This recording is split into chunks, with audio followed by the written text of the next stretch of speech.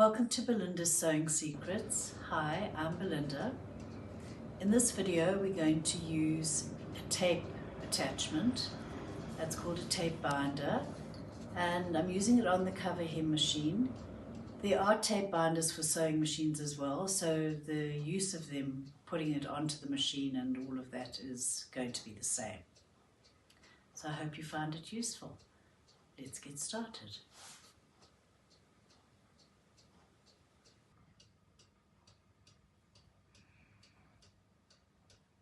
I have two binders. This is the wider one and the narrow one is on the machine, and that's the one I'm going to be using.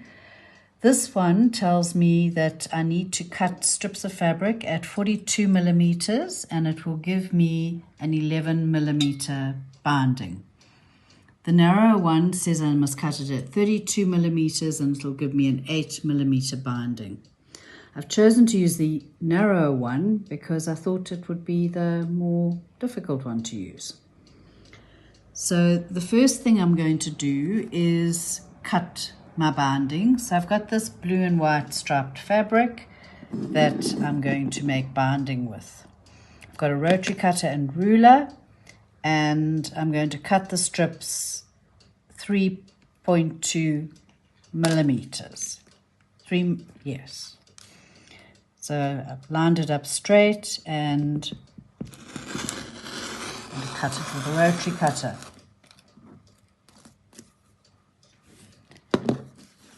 So there's my binding. So now, because they're short pieces, I'm going to have to join them together. So to join them, you place the fabric like that and stitch diagonally across. So when you open it up, you've got a nice join. You don't want to do a straight join because then both double seams are in the same line, and when you stitch it you get a real bump. So by doing this you don't get that problem, and that you would do for your sewing machine as well. Okay, so now we're going to feed this binding into the tape guide, and that's on the machine, so we're going to go to the machine. You get the plate that attaches to the machine, a silver screw, two white ones, a foot that's shorter than the one that came with your machine, plus the binder. So I have the binder, and the first thing we're going to do is correct my millimeters and centimeters. So this is 32 millimeters, which means 3.2 centimeters. That's how wide I've cut this binding, and it's going to give me 8 millimeter binding when I've finished. So the first thing you're going to do is attach the binder platform onto your machine, and it's just a screw, a normal screw. So tighten it with a screwdriver, but don't tighten it as if it's going to be there permanently, because you would like it to be able to swing out so that you can feed more binding in if you have to, or it just makes your life easier. Then what you're going to do is you're going to feed your binding through this little plaited piece and all the way through and all the way through. And you do that with the wrong side of the fabric facing you. If your fabric, like mine, is basically double-sided, make sure that the joins are facing you. So I've put this little clip there so I know what I'm doing, and we're just going to feed that through, and then you're going to take, so I've cut a little V there, and either take your unpicker or anything sharp, anything that you can help you get feed this through, because you've got to get it to go all the way through and come out that side there. And now you're going to push it between these two little arms here. Now those two little arms are adjustable, and that is your binding. It's either going to go over on the top or over on the bottom or meet perfectly. So my test that I did, I wanted it to meet perfectly so that I had a nice string that I was doing, and that the binding was equal. So from the back and the front, the width of the binding was the same. So this is adjustable. You're able to adjust it with the two screws at the top of the binder. The one on the top, basically the one on the right, will adjust the arm on the top, and the one at the bottom will adjust the arm at the bottom. So it'll push it out. It just loosens it so that you can adjust it left or right. But really you want them to be equal. Now I've chosen to do a chain stitch, a straight stitch, the needle in the middle. So that's my choice. And on the machine, you can see, on the foot of the machine, you can see you've got little ridges, which needle you're using. So I've discovered that if I line it up with the needle on the left, but actually use the needle in the center, once the binding stretches out and starts sewing, it's sewing really nicely on the edge. So that's how I've set it up.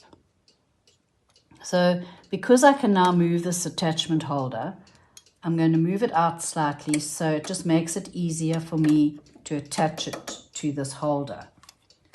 Now I have two screws, these little white screws, and you just attach them, not tight. You want to be able to move this whole attachment left and right so that you're lining it up straight. Okay, the machine is already sewing, so it was threaded, test stitched, and it's sewing on fabric. And by doing that, I don't have to worry that when I put the tape in, it's not going to sew right in the beginning, which is what happens with overlockers sometimes, or most times. So now I'm just going to lift the foot, place this underneath, and adjust it so that these arms are in line with the first line on the foot. And then tighten it. Remember, you're going to test sew. You have to sew at least that much for this binding to stretch out and feed how it's going to feed for the rest of the garment.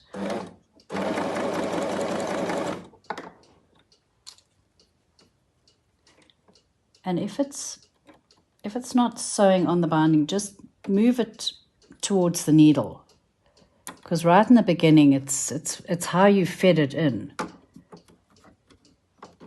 Okay, and now just adjust it.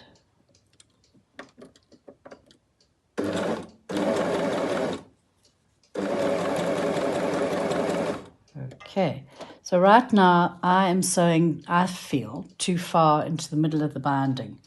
So I'm just going to undo these little white screws and adjust it slightly. And carry on testing. Being a bit conservative here. Here we go. Okay, so once you're happy with how it's sewing, you're going to take your fabric.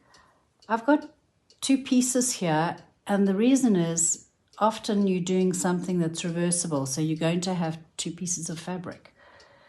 You're going to feed it in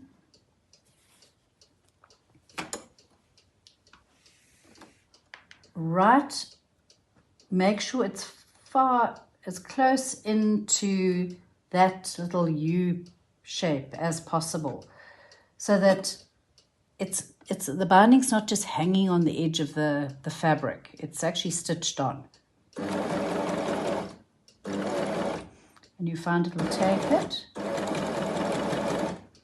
and off you go.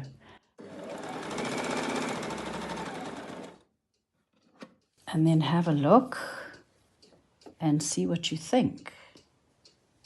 And I think that's very good.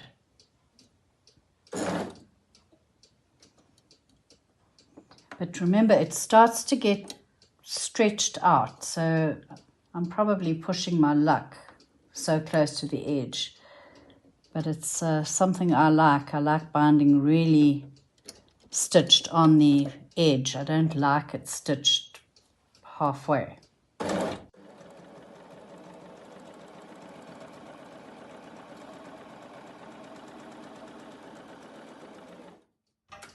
So there we have it. I think that's beautiful. Thank you for watching this video. I hope you found it useful and got some nice hints and tips. If you enjoyed the video, please give me a like. Comments below would be welcome. And subscribe to the channel. And I'll see you in the next video. And Linda Lou will point out a video that you may find useful, I hope you do, in the similar vein, and I will see you in the next video.